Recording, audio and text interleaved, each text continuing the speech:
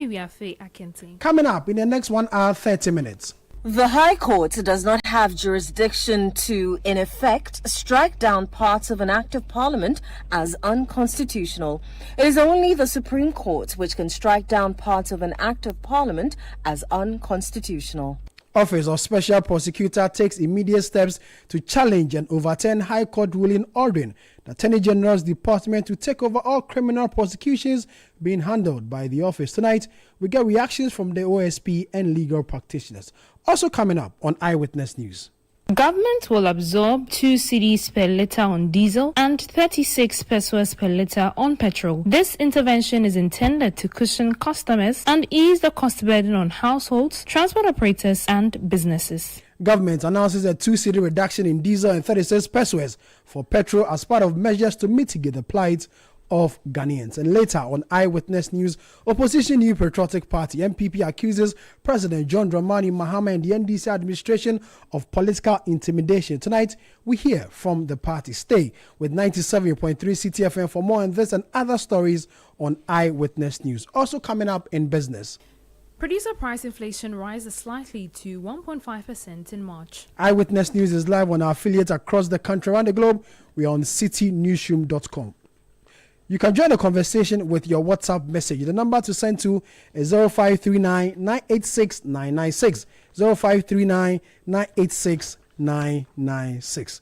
Just before we came on air, a statement from government announcing some reduction in fuel prices, and it's signed by Minister of State in charge of government communications and spokesperson to the President, Felix Kwakye-Ofosu. And the statement read, effective the 16th of April 2026, which is the next pricing window, the government will absorb 2 cedi per litre on diesel and 36 pesos per litre on petrol. This intervention is intended to cushion customers and ease the cost burden on household, transport operators and businesses. The measure, approved by Parliament, is in response to rising prices at petrol products on the international market, which are significantly impacted on export prices in Ghana. This temporary intervention will remain in force for a period of 1 month. During this period, government will continue to closely monitor development in the global market space and assess the need for further policy adjustment. Government remains committed to maintaining price stability, protecting livelihoods, and supporting Ghana's economic recovery in the face of external shock. As I mentioned earlier, signed by Felix Kwakye-Ofosu, spokesperson to the President and Minister of State in charge of government communication. Let's get more on this particular statement and speak to Richmond Roxon. He's the spokesperson for the Ministry of Energy. Richmond, good evening. Thank you very much for your time.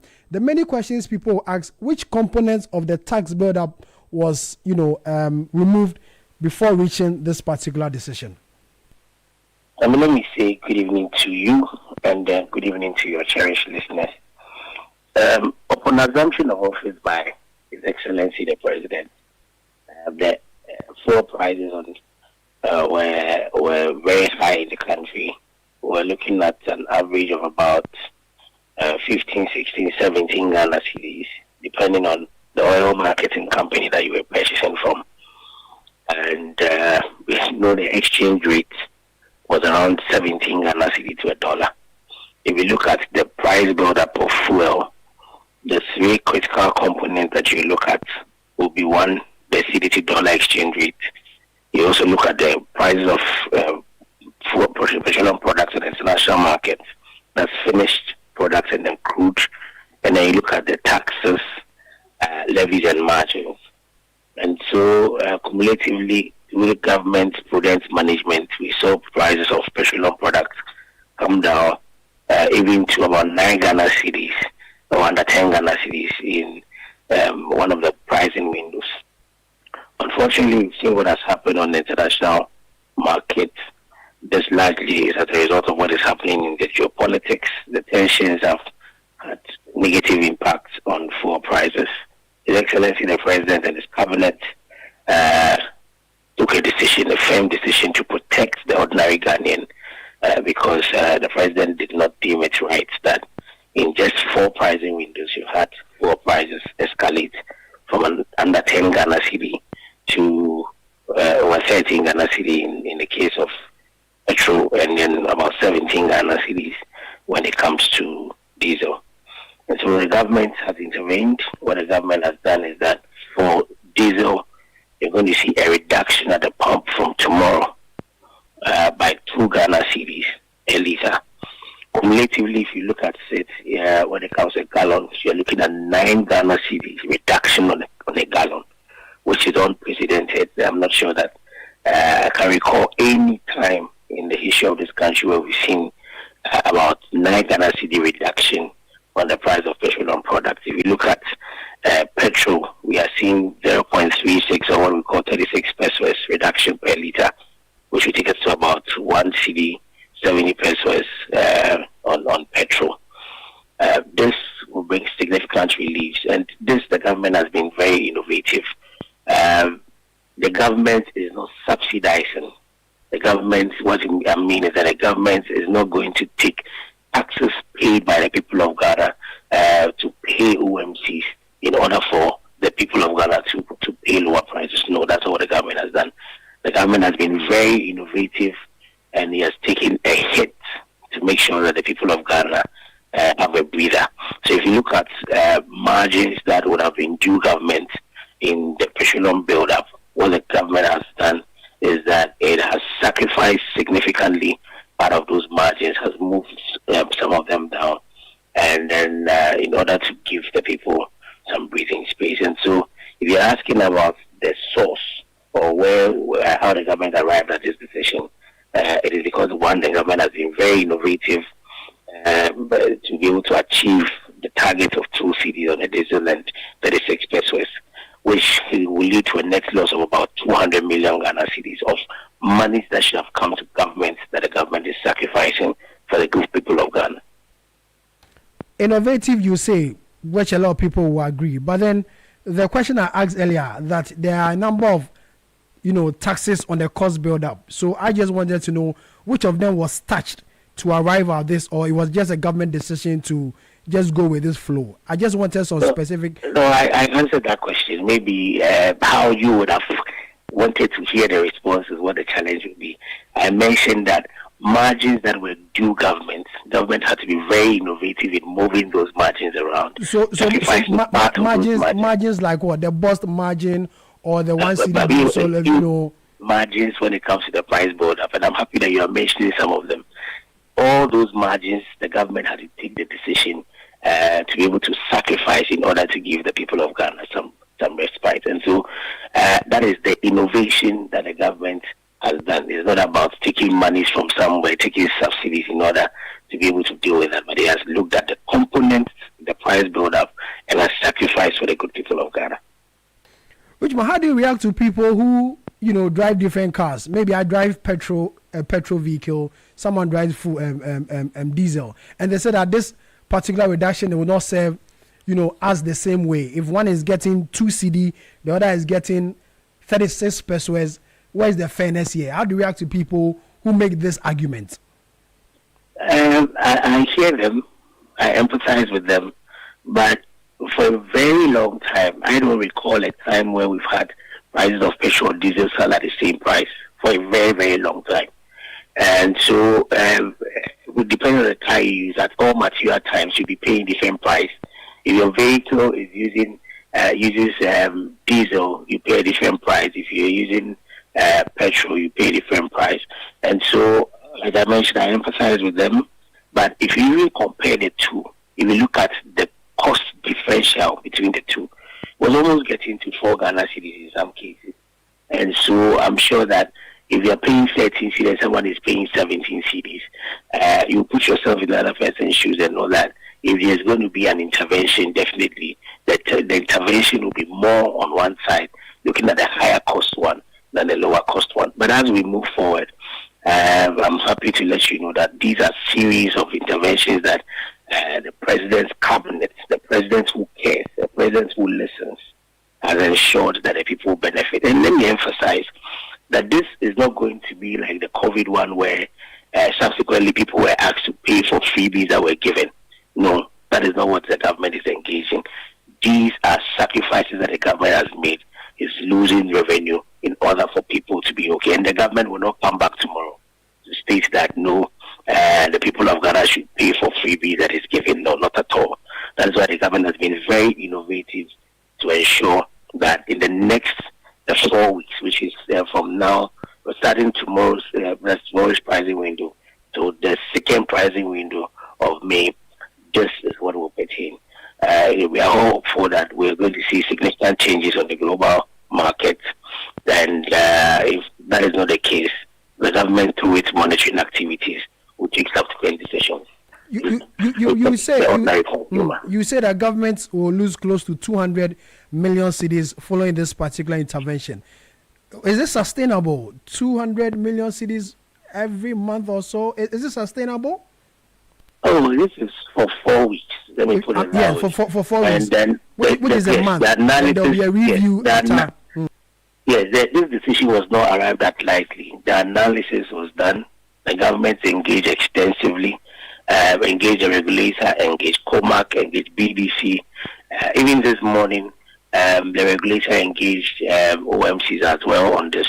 And so it's not a decision that the government has arrived at easily. It's taking a lot of consultation before cabinet, post cabinet, between them, chaired by the ministers of energy, my own boss, Honorable Dr. John Jinapo, and then the finance minister, who's managed the fiscal space incredibly well. And then they've looked at all the effects, the impact, and they've taken a decision that will protect our economy, a decision that will protect our fiscal space, and a decision that will protect the good people of Ghana, especially consumers of petroleum products. And so it's been a very, very detailed decision, and it's just innovation that could have brought us here. Richmond, we are all hoping that the war will end very soon. In the event that it doesn't end as we are expecting, and it goes on and on and on, and we are losing 200 million, what will be the decision then? In the event that it continues, as I mentioned earlier, it is a comprehensive work plan that the government is working with. That work plan has series of intervention. This is the first intervention. Depending on what will happen in the next 4 weeks, the government will review and move to the next interventions that it has for the good people of Ghana. But the most important thing is that this is a government that cares, and a government that seeks to protect the consumer. And at all times, we rest assured that His Excellency the President will put the ordinary Ghanaians first in all decisions that he makes. Richmond, thank you very much for your time as always. Richmond Roxon is spokesperson for the Ministry of Energy and Green Transition. Let's go to the line and speak to Duncan Amwa, Executive Secretary of COPEC. Duncan, good evening. Thank you very much for your time. I remember very well speaking to you on this same matter, which you were expecting, a reduction, which government indeed has announced this reduction. But the statement from the Minister of State in charge of government communication did not tell us which aspect of the price build-up component was removed. You have any information which of them was taken out to arrive at this decision? I must say we are still fishing for that computation. What goes into a 2 Ghana out of a 3 Ghana, 41 peso total levy or margins or taxes. It's quite huge. I mean, if you recall, we did put out a statement just the day before requesting that government should look at probably 1 Citi 65. But what we were asking for was supposed to be for across board for both products. What government has done is what you call cross-subsidy. So if you are buying petrol, you are not getting much. But if you are buying diesel at 2 Citi less or variant, that's quite significant in a day. And so I think that what is happening, if you listen to, of course, government quarters, the explanation is that there's a belief that people who use diesel are largely the transport operators. And so the petrol cars are a bit not too affected. Looking at even the numbers, diesel cross 17, petrol is still around 13. And so government felt that, well, they should do the 2 Citi on diesel, whilst petrol gets something quite nominal. I do think that maybe we could have done, about 60 for even petrol in order that we are able to sustain even current pump prices at the levels they are, because as I speak with you, for this particular window, diesel prices could have declined briefly, whilst petrol prices would have rather seen an upward adjustment, almost 3% percentage points. And so what would happen, the new directive that, is coming from government, is that those paying for diesel would probably be in for some very good relief. Those paying for petrol may pay slightly a little more for the new window that we are yet to commence tomorrow. The spokesperson for the Energy Ministry says, with this particular decision, government is likely to lose close to 200 million cedis in this. And I ask that, is this sustainable? From where you sit, is this sustainable, 200 million cedis? I do think that the numbers could even be more than just 200 million. If you are doing 2 Ghana cedis a liter on a product that you would often do almost 230 million liters for within a month. We do almost 230 million of diesel liters within a month. So if there's 2 Ghana cedis taking off, you probably are doing a lot more. But I have said this time without number that anytime we decide to do something for the Ghanaian people, it is not money wasted. These are not monies that government has anyway. These are taxes that government depends on from the people. And so when the government realizes that the people from whom I'm collecting these taxes are probably a bit squeezed, economically. So let me give them some reliefs. Government will lose that revenue. But in a time like this, when international market prices for crude has also gone up almost 33% over the period of this Iran-Israeli-American conflict in the Gulf, government is also getting enhanced revenue from our petroleum upstream exportation. And so I don't think that government would really lose. But again, it's a good gesture. I think it's a good start if future governments would also look at things like this and say, look, when the people start complaining of a particular thing, maybe I could offer them some relief. This would not be a solution in its entirety, because if you don't fix the structural problems you have in the petroleum space, we would come back to the 17 again. We will come back to 18. We can even go to 19, 20 another day, because the structural fixes have not been dealt with. Government have given some relief. I commend them highly, but then again, there are still the bigger issues that would need to be dealt with. And I think that for a minister that listens like Jinapo, I'm sure they would also listen and stop the politicking sometimes around the major institutions that we should be able to fall on as our buffers, i.e. the thermal oil refinery, i.e.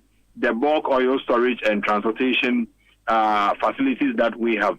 If we are able to fix these things, maybe we'll be getting towards a more permanent fix instead of the tax relief. Tax relief, excellent, good. The numbers not discouraging at all. If you put the two together, 2 cedi plus the 36, you are getting about 1 cedi, 18 pesos. If you do the cross subsidy numbering, each liter now, government has thrown in over 1 Ghana cedi, 18 pesos. It's commendable, but there are the structural fixes that I will be encouraging the Ministry of Energy and the Ministry of Finance to look towards. Get some money for BOST to buy products and store. When times like these come, you can safely expect that what you bought when prices were around 11, 12, just 2-3 months ago, BOST will be able to account for that for you to use to intervene positively without even looking at losing revenue as a state. And I think that these interventions, although the difficult fixes, government should look at them holistically. In the event that the war or the attack, continues, can government still hold on to this measure For instance, we are expecting that the war will end anytime soon. In the event that it doesn't end, it goes on and on and on and on. Can government still hold on to this measure to mitigate the plight of Ghanaians? Sami, like I indicated, government can, if it wants to. Government can, because if this war should protract, you are looking at a situation where crude prices could even go higher than the 100 region. And anytime it goes up, the finished products would also go up. And so you and I will pay more at the pumps. But so would government also earn more from the crude exports that it engages upon from, our Jubilee partners, the likes of ENI, who are into crude production, that we also do our lifting for export. It is sustainable. But then again, there could come a time that if the increases get bigger than the 2 Citi and the 36 pesos that we have been given for diesel and petrol respectively, if the increases get bigger than 2 Citi, the question is then what? Because clearly it will still impact pump prices. Somebody would have to pay for it anyway, anyhow. At the end of the day, would we still come back to the consumer to say it's gone up, so we have done what we can, and so pay for what has come now, no matter the difference? That's why I'm calling for government to also pay attention to the very structural fixes that it needs to do.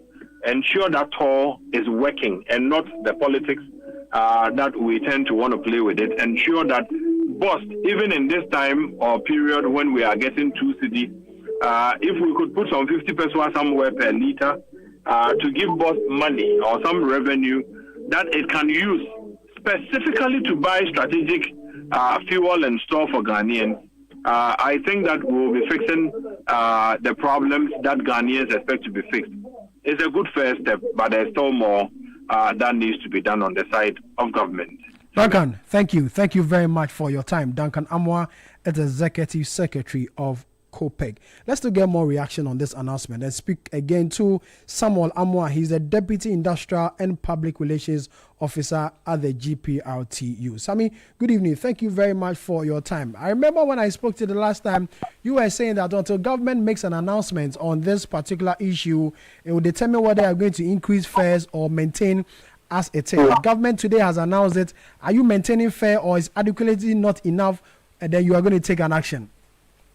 All right, so thank you very much, Sami, for having me on the show. Let me say good evening to you and your listeners.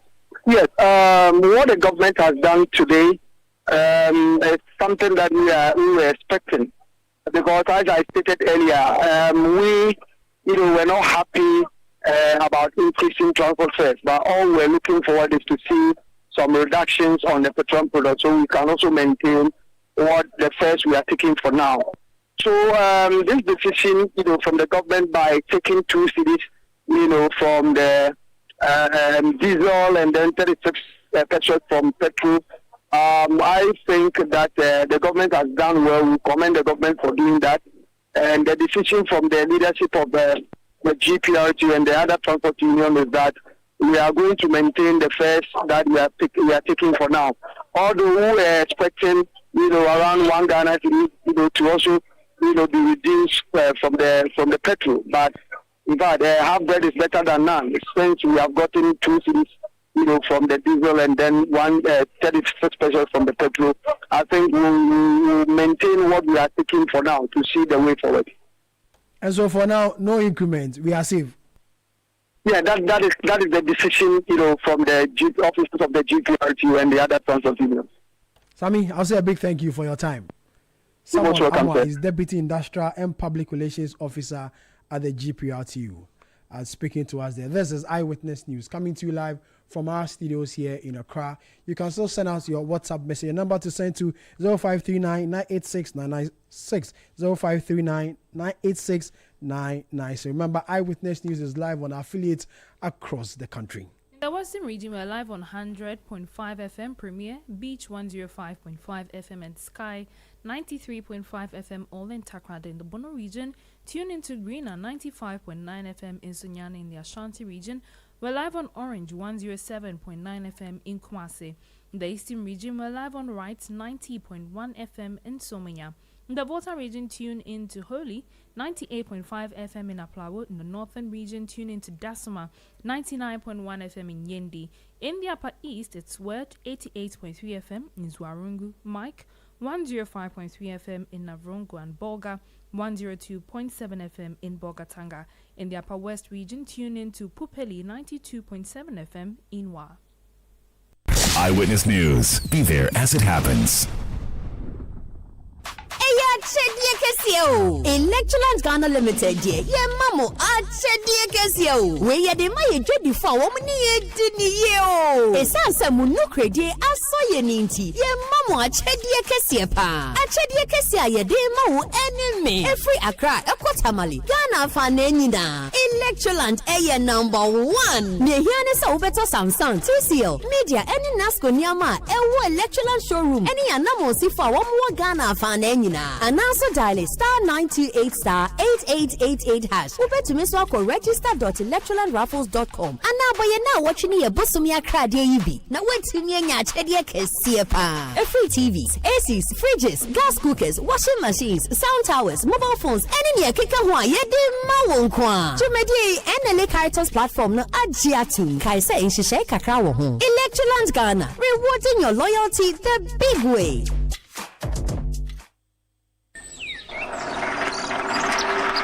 This damn patch again. Ebo, look at this wall. Every few months, the same damn patch comes back. I've painted it twice already. What is all this? Kofi, you can't fight moisture with paint. The problem is inside the building itself. Yes. So what can I do? The house is already finished. Simple. Gasem Super Strong Waterproof Cement. It's a new cement with built-in water protection technology. Water protection? Yes. So it's just for repairs? No, my friend. That's the difference. Use it to fix dampness and seepage. Or use it for new buildings. Foundation, block work, plastering. One cement that builds and protects. Wow. Gasm Super Strong Waterproof Cement. The one cement that builds and protects. Build it right once. Gasm, the nation builder. The World Cup is coming. And this time, you're not just watching it, you're living it. Match Experience Hospitality is giving you front row access to football's biggest stage in absolute style. Think VIP stadium seating, exclusive lounges, gourmet dining, and priority access. No stress, no hassle, just pure football luxury. This isn't just a ticket. This is the World Cup experience. With over a decade as an official FIFA sales agent, Match Experience Hospitality knows exactly how to turn a match into a lifetime memory. So upgrade your World Cup. Call 055-155-1119. Visit matchexphospitality.com or walk into any Absa Bank branch, our official banking partner today. Match Experience Hospitality. Don't just watch the game, live it. Match Experience Hospitality is doing this with Absa Bank as its official banking partner and Glyco as your official travel insurance partner. Let your voice be heard on Eyewitness News on Facebook at facebook.com/Citi97.3, Twitter at twitter.com/Citi973, and Instagram at instagram.com/Citi973 with the hashtag Eyewitness News. Yeah, welcome back. You're also listening to Eyewitness News, coming to you live from our studios here in Accra. My name is Sami Wiafi, and tonight I'm here with Ejubi Wiafi Akenton. The Office of the Special Prosecutor says it is taking immediate legal steps to challenge and overturn a ruling by the High Court in Accra ordering the Attorney General's Department to assume control over all criminal prosecutions currently being handled by the office. The directive issued today has sparked legal debate over the extent of the OSP's prosecutorial authority.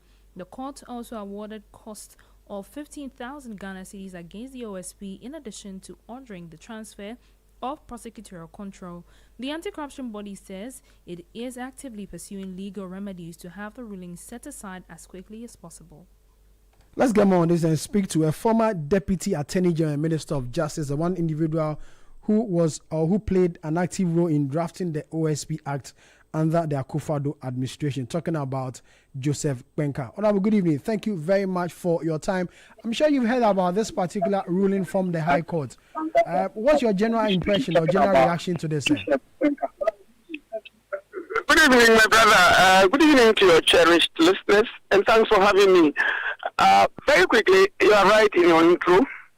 I quite remember that the very day that the bill was passed to law, the Right Honourable Speaker indicated without equivocation on that day that, I had been the one who went through the processes from the very beginning through to the end, and then I did the third reading. So there's no doubt about the fact that I played a pivotal role to the enactment of that act. And to the extent that that happened, I believe sincerely and with all due respect that the events, we can actually discuss it together and put it behind us and build our nation. I've heard people, make the argument that the High Court did not have the power to pronounce such a judgment in today's matter. Is that really the case? Thank you very much once again. Let me state clearly that the High Court, from what I read, did not interpret the Act. The High Court did not interpret the Act and to tell us the effect of Act 959 as far as the provision in Section 4.2 is concerned. That's not what the High Court embarked upon. And remember that if that is what the High Court embarked upon, it's a nullity from the beginning, because the High Court is not clothed with the legal authority to do interpretation of law. That's not what it did. And if I may go back with you a little, when we were promulgating that act, there was a dilemma we were faced with as Parliament. I was privileged to be a member of Parliament at the time when I was actually Deputy Attorney General. So the dilemma we faced was how to couch the law in a manner that it will not sin against the dictate and provision of Article 88, which is so much clear and unambiguous. You know that the Article 88 gives editorial powers in the hands of the Attorney General. And so the only way that we could have easily created the office of Special Prosecutor was to go through the laborious process of amending Article 88 to cede some of the power to the office of Special Prosecutor. But that was going to take another long time, because we're going to go through a constitutional process to have it amended. So in order to couch Act 959 in a manner that was not going to sin against Article 8, Parliament debated extensively, and if you look at the debate that ensued, particularly when we were enacting Section 4.2 of Act 959, is very clear. Now, this is why we unanimously resolved that in order not to create a law or establish a law that will sin against the dictates of Article 88 of the Constitution, we would make a provision that will give the AG the power to authorize the OSP to do prosecutions in compliance with Act 959. So the independence that we talked about was limited to its work and function. But the AG was then given that provision to authorize, as it has always done in other cases. Remember that in the past, and as we speak, the AG has authorized the police, and I believe the environmental department of the Ghana Health Service and all that, and then SNIT and other state organizations, EOCO, etc. The AG has actually in the past, through executive instruments, then said that, okay, in order not to an unconstitutional law, we then put a provision that, look, for the AG to prosecute, you need the authorization, for the OSP to prosecute, you need the authorization of the AG. So it was expected that after the law was passed, in order to operationalize it, the AG was expected to give authorization. And the authorization is either one stop, which is what we have been practicing, or if you are minded to say that anytime they are investigating a matter, you can debate. So that provision is what will make the law constitutional. Now, the fundamental question that arose before the justice was there authorization from the AG? And all that the judge said is that based on the evidence before him, neither the OSP nor the AG had provided any authorization express in compliance with Section 4 of Act 959. And to the provision or there was no fiat or executive instrument specifically in compliance with Section 4, that OSP's power to prosecute could not have been properly triggered, and therefore declared that the AG should take over the cases and prosecute. So if you want to make things very simple, all that has been said today, if you want to summarize it for the understanding of anybody, is that because the law said the OSP should operate within the ambits of the law by getting authorization from the AG, and which authorization wasn't given after the passage of Act 959, the judge said, because you didn't have that authorization, you haven't complied with Act 959, and therefore you have no power to prosecute. Simple. It was not an interpretation that was given to the law.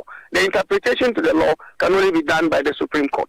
Mr. Kwenka, during your time, did you ever give such an authorization to the OSP? It was not given, and that is what is curious. It was not given, and you see, I expected that the Office of a Special Prosecutor, which embarked on this, trying to operationalize Act 959 and etc., and work within the ambits of the law, ought to have specifically requested for to carry out that act in compliance with Act, and then that means that they do not have the power to prosecute independently, because it is a law that stipulates that something must be done in order to clothe them with the legal authority to do prosecution. So all that the judge said was that it was like what we call in criminal law strict liability offenses. For example, if they charge you with not being in possession of or that you don't have driver's license and you were driving a car, it's strict liability. That means that you either have it or you don't have it. It's not something anybody needs to prove anything. You present your driver's license if you have. If you don't have, you say you don't have it. So all that the judge is saying is that you are supposed to operate with authorization from the AG. Once you don't have that authorization, whatever you are doing is illegal. So all the AG needs to do now is to give them authorization to operate. If the AG wants to legitimize their work and operations, just give them authorization to operate by way of an executive instrument that will operationalize it, and that will actually be in compliance with Section 4.2 of Act 959. You said that during your time you did not give such authorization, even though your government was the key driver behind the establishment of the Office of the Special Prosecutor. You thought that we'll never get to a time like this. That is why you didn't think about giving this authorization. You see, at the time, I want to be very sincere. At the time, if you look at the euphoria that greeted the arrival of Act 959, it was as though anybody who triggered any process at that time, as if you were seeking to control or act in manners that would show that you were interfering with the work of the special prosecutor, you were likely to be an enemy of the state. So it looks like my boss, all of us just looked on and did not actually give this authorization. But that's why I'm saying that it was now incumbent on the implementers of that law, namely the special prosecutor, when the office came into existence, to write to the AG to request for the authorization, which ought to be given in compliance with law. Otherwise, you go for a court order to compel the AG to give the authorization to operationalize the law. So, yes, if you ask me, it wasn't given, clear oversight, but the AG, the OSP needed to press to be able to get the authorization so that they could operationalize their office without any hindrance. Mr. Kwenka, I know very well that you are loyal to an individual who has a case with the OSP. I'm talking about Honorable Mustafa Hamid. What happens to the case then? Per this ruling from the High Court. What happens to the case? Well, remember that the decision that was taken today is a decision that was taken by a High Court. And High Courts are of coordinate jurisdiction. What it means is that there's only one High Court, only that we have the various branches presided over by different justices, but there's only one High Court. So when you have that situation, the decision of one High Court judge is not binding on another. It's only persuasive. So if it were done by the Court of Appeal or the Supreme Court, it would have been binding on all courts below. So the Supreme Court is also now been given an opportunity to interpret the Constitution and Act 959, whether or not there is any unconstitutionality So if the Supreme Court makes that pronouncement, it will be binding on all courts.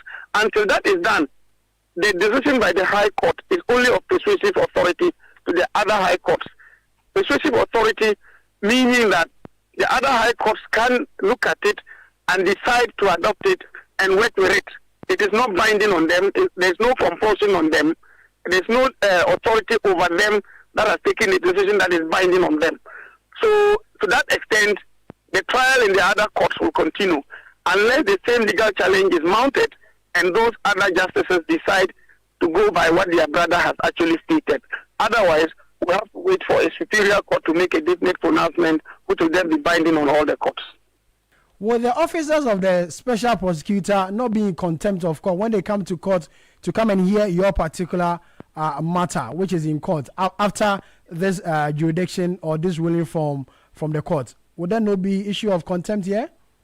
Well, I would say rather that they will not be able to appear before that judge again with any case at all because he has stated his position, and the rest of the lawyers in the other cases before the other judges will move motions to persuade the other justices to reason along the reasoning of the current Justice Nyadi. And if they also are minded to reason the same way, they will so take a decision. And remember that in some of the high courts even, including the court that is hearing the matter in which my client is standing trial, the judge is a Court of Appeal Justice who is sitting as an additional high court judge. And for you to persuade him to be able to adopt that other position, then you will need to come by a motion and probably attach the ruling and persuade him to actually adopt that so that it also becomes the case. Otherwise, if they go to do prosecution in other cases before other justices, it remains to be seen how that will amount to contempt of court, since those justices haven't made the pronouncement and there is no superior authority compelling them so to obey. Mr. Kwenka, is this ruling not affecting the work of the special prosecutor or weakening the office of the special prosecutor in any way? It will affect it. It will weaken it. But that is why we are in a country of laws. We are not in a country of might and men. The special prosecutor mustn't be an octopus that assumes powers that it doesn't have. It is a creature of statute and must operate within the ambits of the law in compliance with every aspect of that law. If the law says that you need authorization from the AG, you don't have it. You don't have it. We should not be too emotional about it. The judge simply looked at, he's a literalist. He simply looked at the letter and said that, look, the law said, make sure that you get authorization from the AG before you prosecute. You don't have it. Therefore, you don't have the power to prosecute. That's all that has been said there. And I don't think that we need to split heads. We need to attack the judge and all that. The judge simply told us what the law is. He didn't interpret anything. He said, look, this is the law. You haven't complied with it. Go and comply with it. So tomorrow morning, if the AG, the venerable elder brother of mine, the Honorable Dr. Ayine, decides that, look, in order to operationalize the office, I have given them an executive instrument that will operationalize the office in compliance with Section 4.2 of Act 959. That's the end of it. It's only that would not be able to take retrospective effect because our law frowns on that clearly. Okay. And so it can only be progressive, and that from the day that it was issued, they will then be clothed with the legal and appropriate authority to go ahead with prosecutions. Okay. But whatever acts that had been engaged in the past will be unlawful. Okay. Thank you very much. Thank you very much for your time, Joseph Kwenka. He is a former Deputy Attorney General and Minister of Justice. Let's just stay on this matter and speak to Justice Abdullahi, who is a private legal practitioner. Justice, good evening. Thank you very much for your time. Your initial reaction to this ruling from the High Court today? Indeed, I was completely taken aback. It was the last thing I expected in our fight against corruption. That such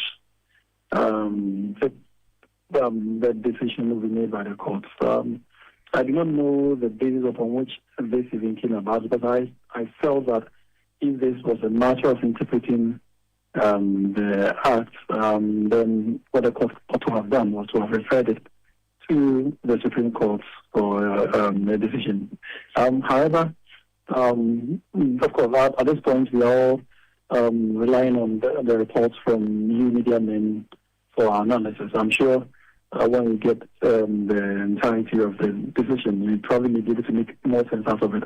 And having said that, I do have my reservations about such a wild and far-reaching decision as made by the court. But the good part is that I've said that the OSP indicates its decision, its willingness to pursue an appeal, and I've recommended that they also look at the possibilities of a judicial review with the hope that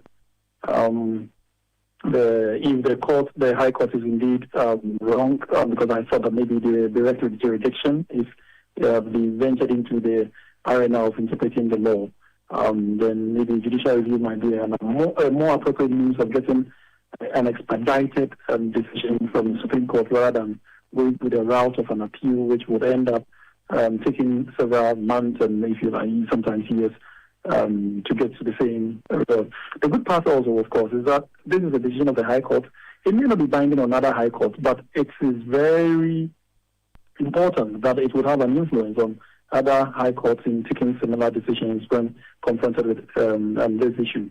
And then it is indeed the reason we are all having this discussion. And so it is important that immediate steps be taken either to reverse or to rectify whatever shortfalls it might be. My position has always been that with the passing of the Act, there was an implied grant of the authority of the Attorney General to that office, based on the circumstances at the time. The government pushed it so strongly that, and this red flag was raised right from day one. We all knew there's not as if it was lost on anyone.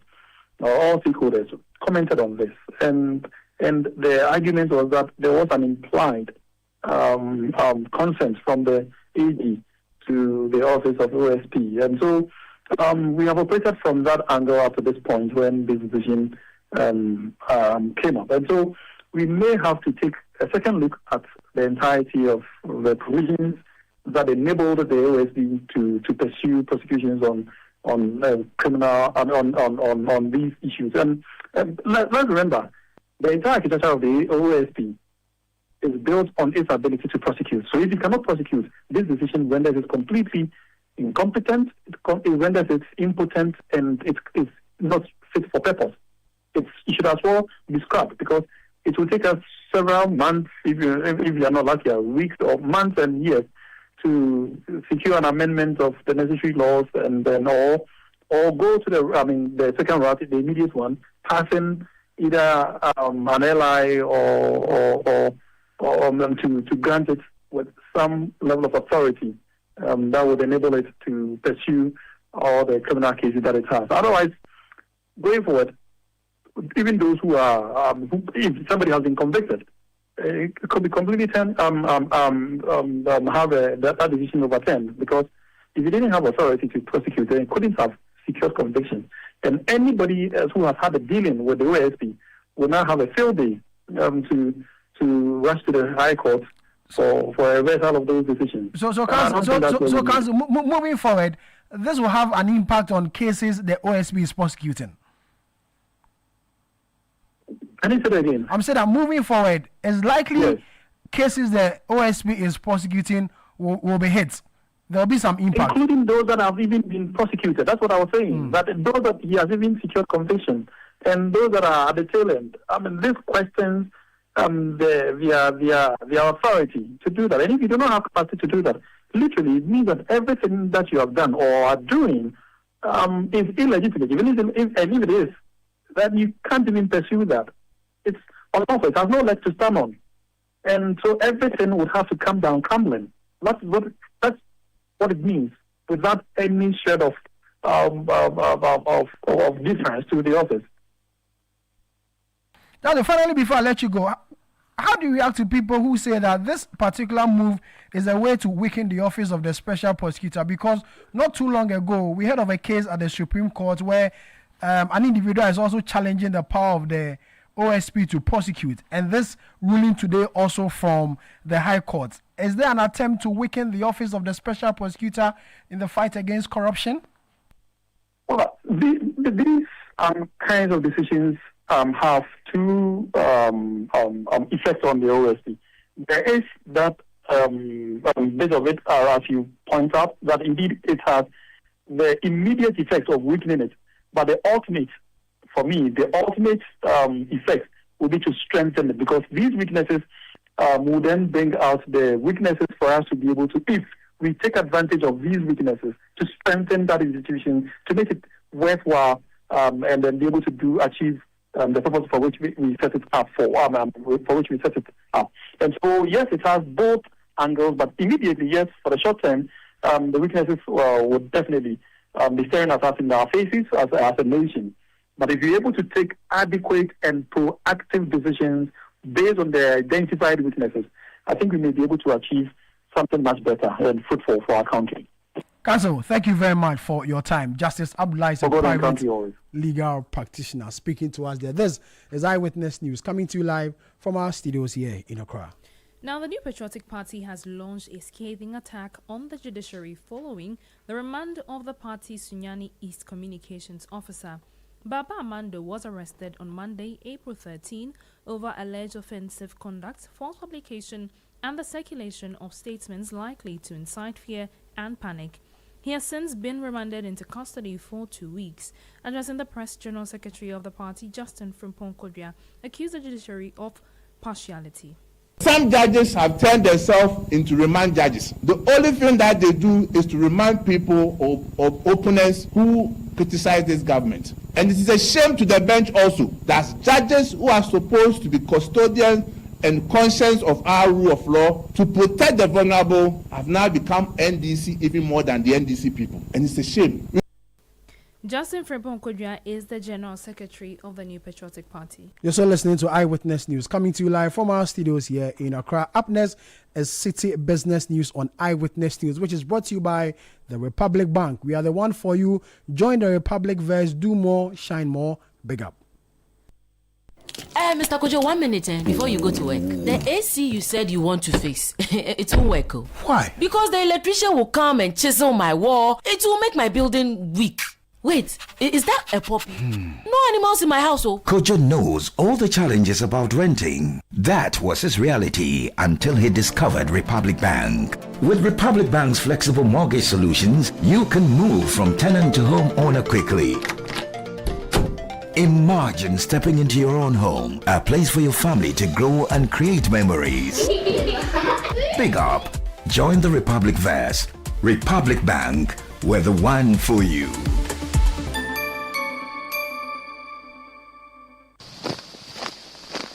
Kuma has always dreamt of commanding his own military forces. Attention! Eyes right, stand at ease. Because that dream is still a vision in progress, he spends his time commanding his money with the EcoBank mobile app. Operation Supplier Payment. Dispatch 1,000 units of currency from Accra to Benin. Move! Move! Sometimes he wants a little extra control so that he can buy only what he needs. Command Center mobile app. Activate virtual card protocol and initiate payments for sneakers and t-shirts. Abort mission for leather coat payment. Even when the general is fast asleep, his standing order marches out to sort his bills. With the EcoBank mobile app, you can command your money to make safe transactions in Ghana and across 33 African countries. Download the EcoBank mobile app on the Play or App Store today. By the left, about turn. EcoBank, the Pan-African Bank. EcoBank will never call or send an SMS asking for your PIN, OTP, bank card, or Ghana card details. My friends, I'm a very happy man. Let me share my testimony. I needed a home at a prime location, but I didn't have enough money. The little I had was too small to buy even a studio apartment, but a friend of mine introduced me to invest to own from Priority View Homes. I invested the little money I had for only 2 years. True to their word, at the maturity date, I qualified for a 2-bedroom luxury apartment at a prime location in Accra. Now look at me, living in my own home without the usual hassle. If you want a stress-free home to live in, I would advise you to sign up to their Invest-to-Own policy in partnership with Omni Basic Bank and say cheers to a new home. You may call Priority View Homes Limited on 055-588-2294 or 024-4068-477 and you will never regret you did. Priority View Homes. There's no place like home. The other day, I visited Kweku at his spunky new office to congratulate him on opening his business. And man, was I impressed. The business is just moving quick. The sales, customers, everything is just working seamlessly. The secret? He said, it's MTN Business Broadband. In this fast-paced environment, we need fast and reliable internet to support all business types. No laggy online meetings, great download and upload speeds, impeccable business management systems, all inclusive. I mean, you can have it all. Sharp! I signed on immediately. To enable your business stay ahead and stay connected, make sure you're signed on to the best internet made just for businesses. MTN Business Broadband. Sign up today on broadband.mtn.com.gh and manage your account on my MTN app. Call 0244 308 111 for more information. MTN. Get the details.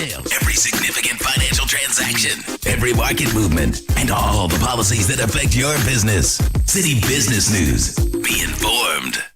Time now for Citi Business News on Eyewitness News. I am Ejibi Wiafe Akente. Let's settle for the details. Ghana's producer price inflation edged up slightly to 1.5% in March 2026 from the 1.4% recorded in February 2026. According to the Ghana Statistical Service, this reflects a slight uptick in prices received by domestic producers for goods and services on a year-on-year basis. Here's more. The slight uptick represents a 0.1 percentage point increase from the 1.4% recorded in February. On a month-on-month basis, producer prices rose by 0.7% in March, a slowdown from the 1.3% recorded in February. The slight increase in inflation was driven by mixed trends across key sectors of the economy. The mining and quarrying sector, the largest component of the index, recorded a marginal decline in inflation to 3.9% from 4.1% in February. Manufacturing, which accounts for about 35% of the index, remained in a negative territory but showed improvement, with inflation rising from 2.9% to 2.2%. Utilities continued to record elevated price levels, with electricity and gas inflation at 13.6%, while water supply and waste management stood at 9.9%, reflecting persistent cost pressures. In contrast, transport and storage saw deeper price declines, with inflation falling to 9.8%, while accommodation and food services remained negative at 9.4%. Despite the marginal increase, producer inflation remains significantly lower than a year earlier, when it was more than 20 percentage points higher, pointing to easing cost pressures along the production chain. Netelinete Ajaho filed that business desk report. Mounting debt burdens and limited access to affordable financing have emerged as the central concern for African policymakers as global shocks continue to tighten fiscal space across the continent. This formed the core of discussions at the African Consultative Group meeting held on the sidelines of the IMF World Bank Spring meetings in Washington, D.C. There's more in the following report. The discussions come at a time when many African economies are grappling with elevated borrowing costs and reduced access to international capital markets, forcing governments to make difficult trade-offs between servicing debt and funding critical development needs. The situation is further complicated by external shocks, including geopolitical tensions and supply chain disruptions, which are increasing macroeconomic vulnerabilities and heightening the risk of inflationary pressures and food insecurity. In response, policymakers are pushing for stronger and more transparent debt sustainability assessment to better guide borrowing decisions and reduce risk.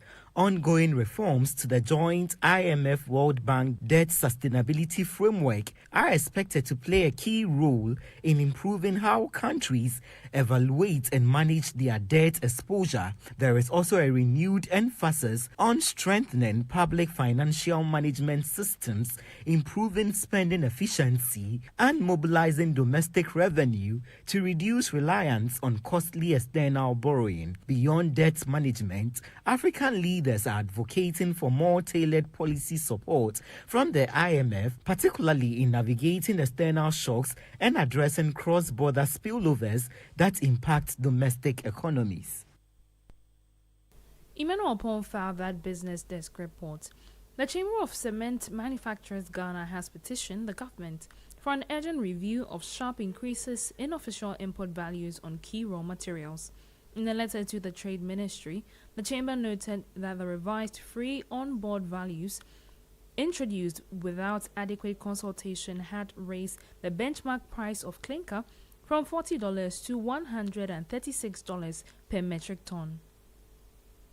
The Chamber argues that these increases were introduced without sufficient consultation and appear misaligned with prevailing global market trends. The manufacturers warn that the revised values will lead to higher import duties and taxes, ultimately increasing production costs for local cement producers. This, they say, is likely to translate into higher cement prices, with potential ripple effects across the construction and infrastructure sectors. The Chamber has called for an immediate review of the pricing framework and urges government to engage industry stakeholders to ensure a fair and sustainable system. Despite their concerns, the manufacturers reaffirmed their commitment to supporting the government industrialization agenda and expressed willingness to participate in further discussions. Daniel Odro-Mensah filed that report. Away from that, Cowbank PLC has reported a significant improvement in its financial performance for the first quarter of 2026, with profit more than doubling year-on-year, driven by strong growth in interest income and trading activities. According to the bank's unaudited financial statements for the period ending March 31, 2026, profits after tax rose to 106.8 million Ghana cedis, up from 35.6 million Ghana cedis a year earlier. Here's more. According to the bank, total group revenue surged to 326.7 million Ghana cedis from the 154.8 million Ghana cedis. Net interest income rose to 171.1 million Ghana cedis from 86.3 million Ghana cedis. Fees and commissions improved to 66.3 million Ghana cedis from 43.5 million Ghana cedis, while trading income jumped to 89.3 million Ghana cedis from 25 million Ghana cedis. Operating expenses increased to 165.2 million Ghana cedis from the 128.3 million Ghana cedis, driven by staff and other costs. Despite this, profits before tax rose to 163.8 million Ghana cedis from 64.8 million Ghana cedis. Total assets grew to 13.4 billion Ghana cedis from 11.8 billion Ghana cedis. Deposits rose to 10.3 billion Ghana cedis. Investment securities exceeded 8 billion Ghana cedis, while loans declined to 1.15 billion Ghana cedis from 2.22 billion Ghana cedis. The results show stronger fundamentals, though future growth depends on prudent lending and macroeconomic stability. The outlook remains positive if efficiency gains and risk controls are sustained across lending and investment portfolios going into the rest of 2026. That was a business desk report filed by Netili Netiajawo, ending Citi Business News on Eyewitness News, brought to you by Republic Bank. We're the one for you. Join the Republic verse. Do more, shine more, big up. I am Ijibi Wiafe Akinti. Up next is Point Blank. Momo. It has made life happen in lots of good ways. Mr. Kwanzaa, Mr. Insurance claim no. It has put together beautiful weddings. It has filled the bellies of boys at their favorite watchy joint. My guy, stop. Who they chop cancel these days? It has made millions of businesses possible. No. We are back in business. With just a few taps, money moves faster, easier, and safer. Momo understands the weight of your trust in us. We continuously enhance security with features like self-paying research to help you protect your money. Momo will only call you with 0244 300,000. No MTN or Momo staff will call or ask for your PIN or one-time password. Do not transfer funds to anyone whose identity you have not verified. Do not approve any prompts you have not initiated. Momo, still Wunsaka. Bold colors, bold patterns, bold choices. Bold since 1966. Through every decade, every celebration, every woman, every story. For 60 years, GCP is still the first choice. Today, we are more than fabric. We are Fashion. 60 years bold, because bold never gets old, gets retold, and stays gold. Get the GTP at 60 Anniversary Collection today from any accredited GTP distributor nationwide or from our retail shop in Osu and online at shop.gtpfashion.com, and celebrate bold colors, bold patterns, and bold women. GTP. Life styled.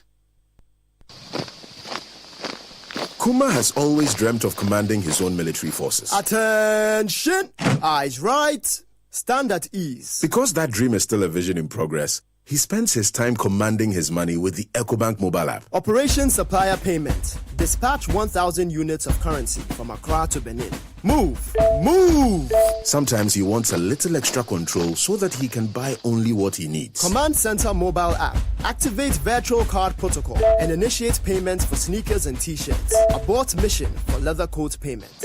Even when the general is fast asleep, his standing order marches out to sort his bills. With the EcoBank mobile app, you can command your money to make safe transactions in Ghana and across 33 African countries. Download the EcoBank mobile app on the Play or App Store today. By the left, about turn. EcoBank, the Pan-African bank. EcoBank will never call or send an SMS asking for your PIN, OTP, bank card, or Ghana card details. Eyewitness News. Be there as it happens.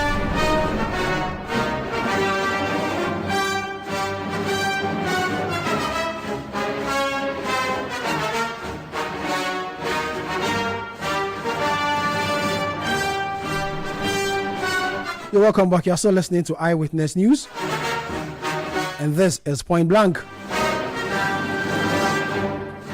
Tonight on Point Blank, we go to Parliament and speak to the Member of Parliament for the South Tongue Constituency. A first-time Member of Parliament, hoping to bring development to his people. My guest tonight is Maxwell Kwame Lukuto. Thank you for the correction. He's my guest tonight on Point Blank on Eyewitness News. Also, good evening. Thank you very much for your time. Good evening. How are you? I'm fine, thank you. Let me say this is my first time with you. Yes. And good to have you. And on Citi FM. Thank you very much for coming. Let me say you guys are doing a good job and congratulations. Thank you. Thank you very much. For God and country. For God and country. For God and country. Sure. How are the people of South Tongue? They are doing good. They are doing good. I came from the constituency yesterday. You know, we've been on recess for some time, and I've been with them all through. I have been with them for several years, and so I don't shy away from them. I'm always with them. So I came back yesterday, had to do some few rounds yesterday, today, and tomorrow, and then all for the good of the constituency. I had to chase on some few things, electricity poles, some telecommunication marks to improve communication, and some more tractors for my constituents, and to ensure that the pharmacy is meaningful to them. And so that's what we're on. First time MP, how's it like? Initially, Jackie, you are not too sure. It's a new environment. Uncertainty here and there. You need to learn. Things are happening too fast, and you have to catch up. And so the first 3 months was actually a torturous moment for us. Sitting in Parliament, people are calling you here and there. You have to be there. You have to learn the rudiments of the game. The standing orders. Rising to speak. Will you make mistakes? How will people take it? And all those things. So it was a tough time, but thank God that we've gone through 1 year and the first quarter of this year. I always ask first-time MPs who appear before me that your perception about house when you were outside and now that you are inside, is it the same or is a different perception in there? So sitting outside, you see Parliament like some heaven, but you get in there and so many things are not working too well. You see peeled towels on the floor, washrooms are not too clean, your air conditioning in your office is not working, your chair is not good, and chamber is so tight, and all those other things. And so, but after a while, that's the new environment. You adjust to it, and then you play your game. Let's go to the constituency. Since you became MP, 1 year and some few months, what are some of the interventions you've made in the constituency? The first and most critical one is the youth employment or unemployment, which has been a problem for all of us. It's a bane. And so all along, I've been thinking about the opportunities I could get for some of the youth in the constituency. And graciously, because it's my government, I've been able to pull some few things through, and so some number of youths have gotten some few opportunities outside the constituency and some within the constituency. And so we have done that. In terms of agri, I promised them some 4 tractors that I will help them plow farms with at a very discounted rate. I have bought a brand new tractor, and I gave it out on my birthday, which was the 16th of March this year. And so the tractor has just started work. I'm thinking of how to add the rest 3 to make it the 4, I promise. Okay. And so for the youth, sports is one of the critical things that we have always been thinking about. And so on the 2nd of May, I will be launching a stadium project. We have done a 3D design of a stadium plan we wanted to do. It's a 9.3 acre land within the city center of Sogakope. And so we have already designed. I went to meet the sports minister. So we'll be launching the program on the 2nd of May. We want to start building a fence wall around the stadium proper. Because once it's left ajar, people come to dump refuse, and some people do their night activities and other things there. And so we want to protect it for posterity. We'll develop it into a FIFA standard. Okay. We'll have is there a team? Is there a team there, or you intend to build? No, there are several teams in town. Oh, okay. Premier League, Division 1, Division 2. Premier okay. League, but the normal area teams, yeah. No, we have Division 1 and Division 2 teams. Okay. And then 3 in the constituency. And so we want to develop. You know, we have Wafa there. Yeah. And so you either go to Wafa to play those Division 1 league games. So we want to do something in town that boys can walk to and also use. Unlike taking motorbike all the way to Wafa and all those other things. So we'll be developing the stadium also for them. There are other interventions we did, like empowering the youth. Like I said, agri thing, we are taking it even to the secondary schools and the basic schools. Okay. We want to plow as much as about 10 acres for all the second cycle schools who have land so that they can do their school farms. Remember when we were students, we were engaged in school farm activities. And so we want to send that to the school. We call it the Green Scholars Project. That's what we also want to do for the students so that they can be engaged in farming. And then the kitchen will have a lot of food from the farm so that students can be fed with. We have also engaged the youth who are interested in apprenticeship. Beyond the National Apprenticeship Program, I have also slated a program I call Man for Chop. Man for Chop is that if you don't go to school and you want to go learn, you must also be catered for. So we have gone through the interview sessions for over 376 of the youth who have registered. So forms were printed and distributed online. They filled, we call them in, we interview them. We want to be sure that those who want to learn are really interested in learning, so that you don't just go and pay money to masters and madams and then they will not go to learn. So we are screening them to ensure that those we send are really ready to learn. So once that is done, then majority of them will also have the opportunity. School fee payment in terms of bursaries, we have done so much last year. Last year, I paid over 350,000 in terms of bursary to students who have gone. How many students?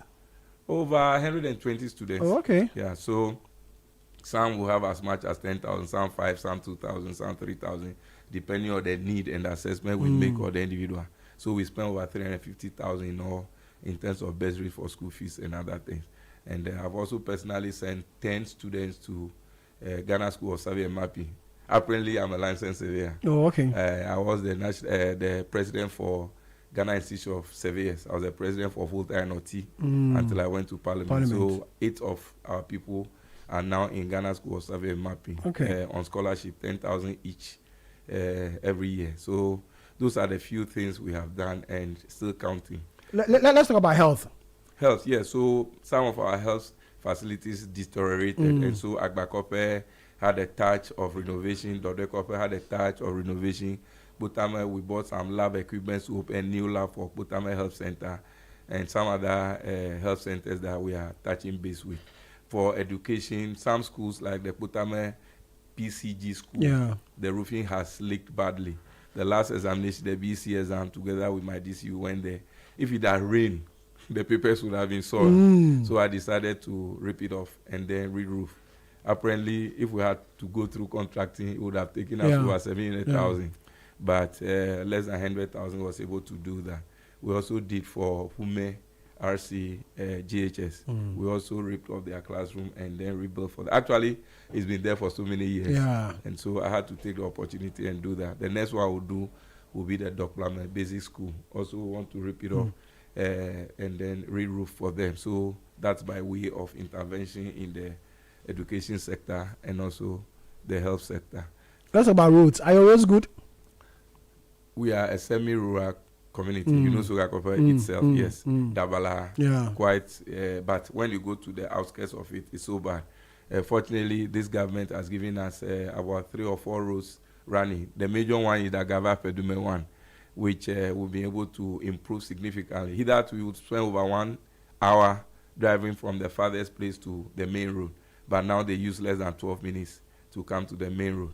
The next one is the Gonu road. The Gonu one, when it's during the rainy season and teachers want to go to school, they have to take their trousers off, be in their bosses, cross over, and then go and clean their Is that bad? So bad, so bad. But now, the improvement has been so massive that we don't have a challenge with that again. Very soon, it will be done with. And then the Dabala Junction to Avedo Road is also under construction. And Agbajakope to Dodwekope Road is also under construction. So those are the 4 major roads that are under construction. One that is not yet done is between Lolito, through Lave, Jugbove, to Habwi, Adidokpo.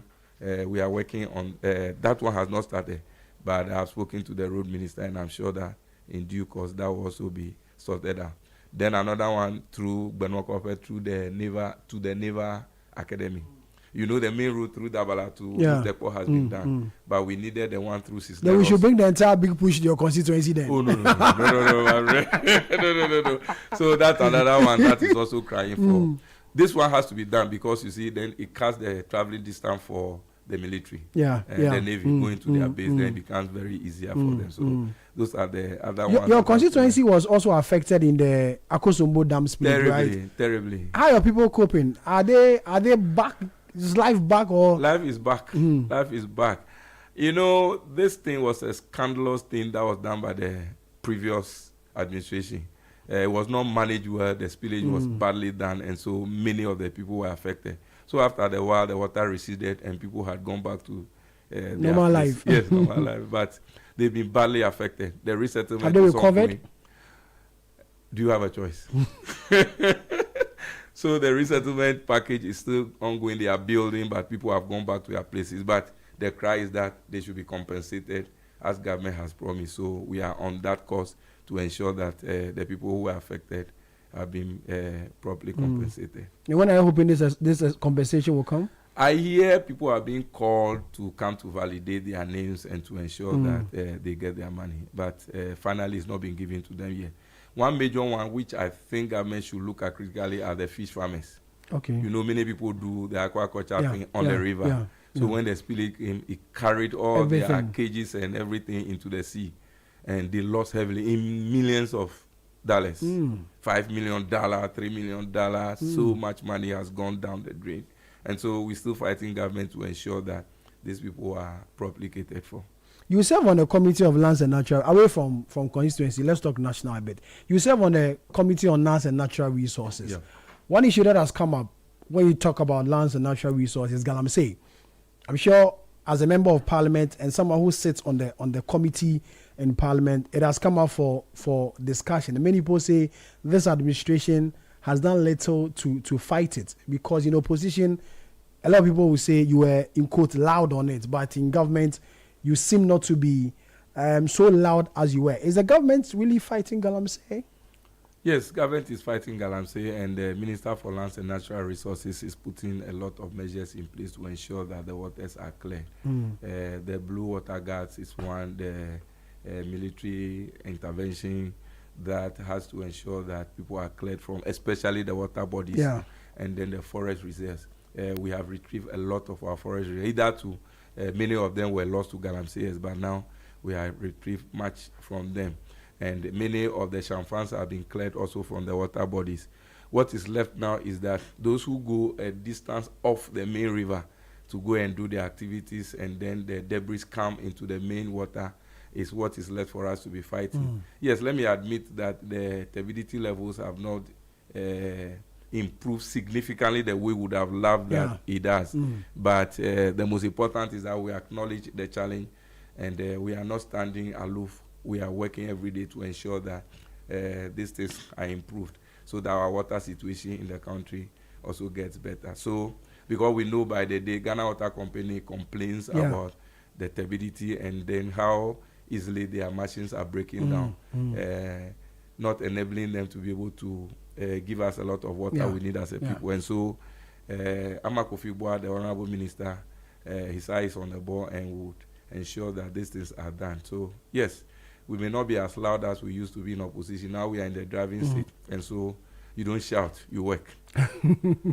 If you shout, who listens? So you have to work.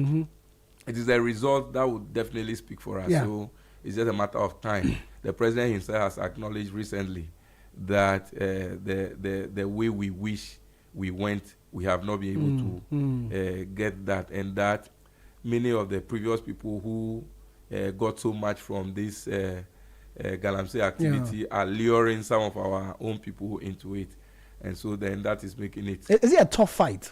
It is. It is. It's not a fight for minnows. It's a tough fight, but the most important is that we are up to the task and we are ready to fight it no matter what it is. And can we win it? Can we win the fight against it? It's a collective mining? decision we all have to take. And let me acknowledge Citi FM. So many years back, you took the fight to 2017. Yes. And so it's been consistent. And let's appreciate you for the good work you have done. And so we would roll on with you and ensure that we win the fight. It's an issue about bread and butter. People gain a lot of livelihood out of this, and so taking it away from them is not an easy thing. The alternative livelihood measures that we are putting in place too. Most people who have tasted good money will not be lured by some of these things, and so it's not an easy fight. But the most important is that we are ready to win the fight, and so we'll continue fighting. Government will win it. Government should win the fight. Government should win the fight. Let's go back to constituency. Let's go back to constituency. Really, 4 years is the mandate. After 4 years, what should constituents expect from you? My constituents should see a new MP who is willing, able, and capable of doing the work of an MP. The major things that you need to do is to partake in lawmaking, first of all, represent your people at all fronts, one of which I am doing now, and also be an advocate for them, both on the floor of Parliament and also in the media. I have lost count of the number of times that I have contributed on the floor of Parliament, raising the concerns of the people of Southtown. Hitherto, there has always been an excuse that as a first timer, they don't give you opportunity to even rise on the floor of Parliament. Even if you rise, because you'll be behind a pillar, nobody will recognize you. You not catch the speaker's eye. And so they were surprised when, after a week or so, I started making contributions on the floor of Parliament. And so they are happy to see their member of Parliament always on his feet, making contributions on the floor of Parliament.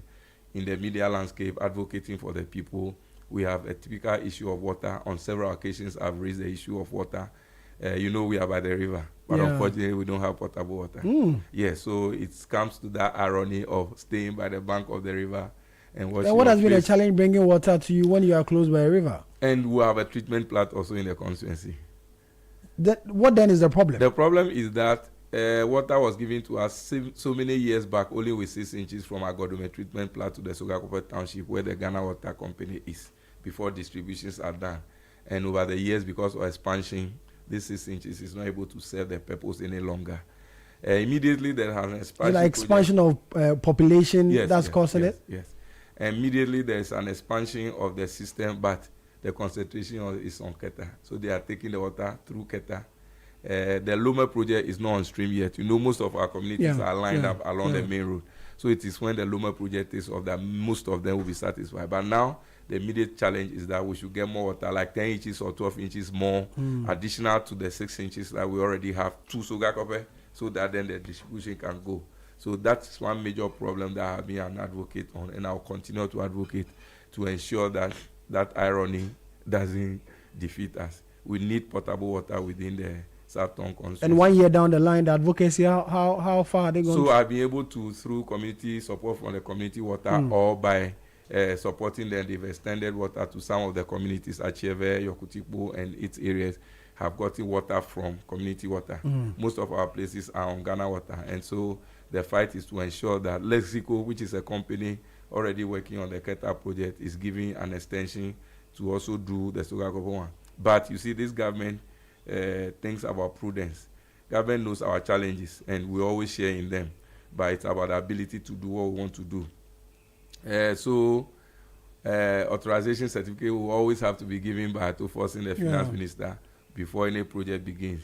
Even though the contractor is ready to start, we want to be sure that when he starts, we'll have money to pay for the project.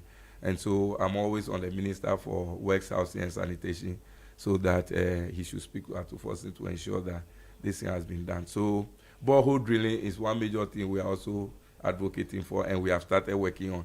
But the problem thereon also is that there's a lot of salinity in our soil. The soil content is so high. So you drill the borehole today, after a month, it's all salty. You can't use it again. So unless you have the reverse osmosis on it, you wouldn't be able to do much. So I still have the opportunity now to drill some more boreholes in some communities, and we'll work on that as well to ensure that before. But if you are drilling, you are not able to use it. So add the reverse osmosis. Once you add the reverse osmosis, at least it takes away some of the salt, and so that's what we are working feverishly towards, to ensure that we have boreholes in the constituency for people to have potable water. And for how long have they been without water?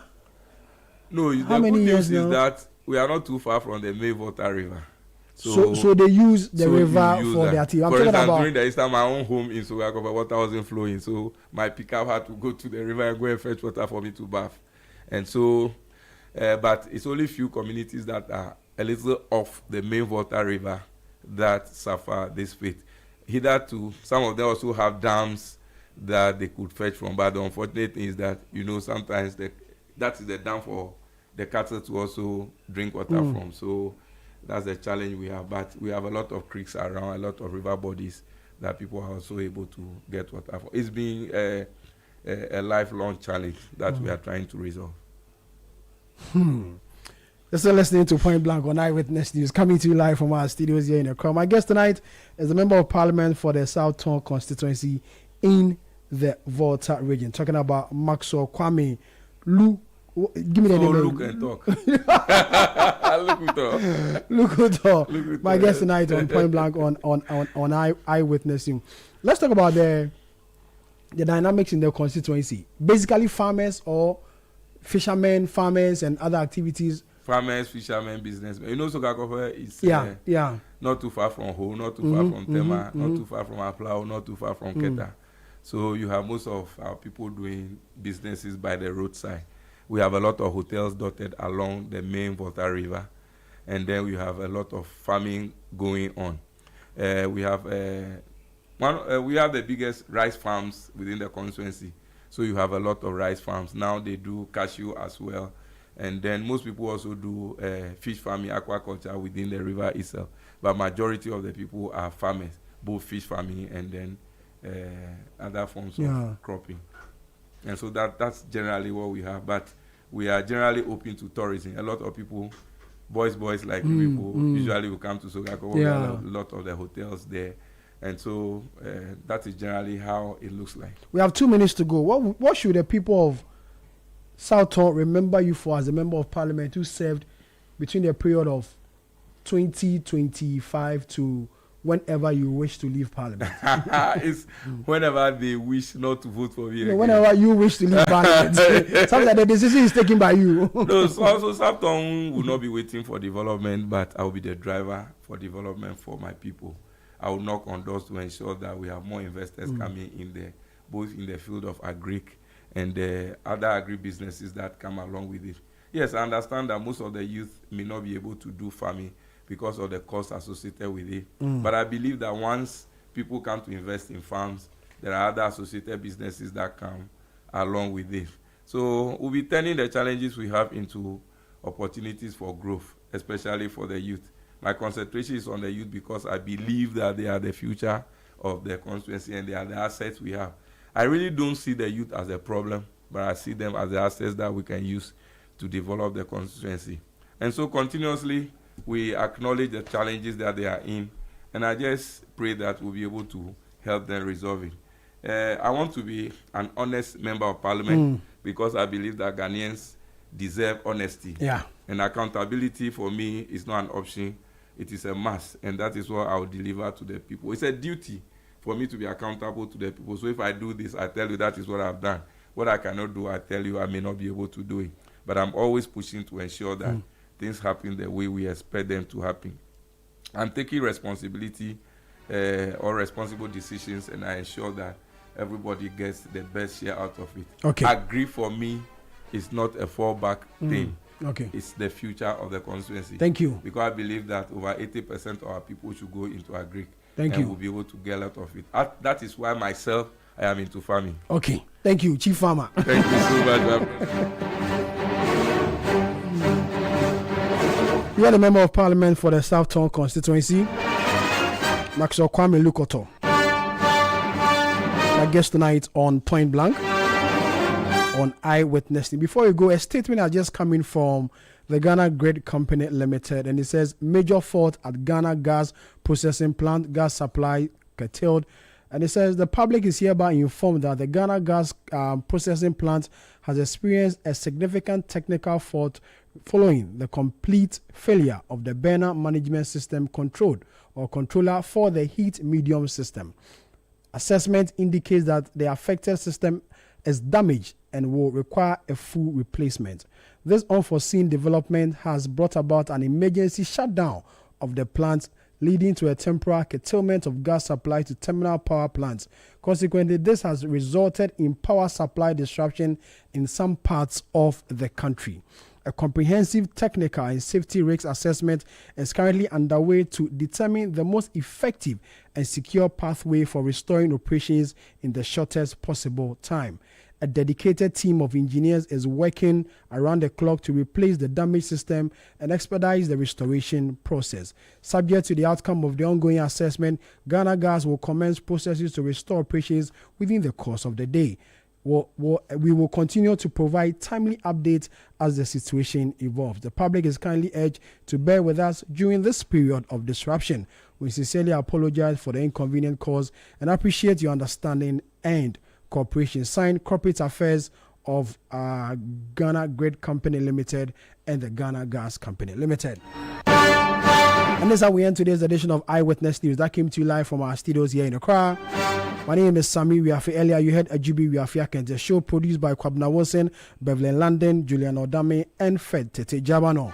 The technical assistant from Desmond Yako. Till we come your way again, may the good Lord be with us all.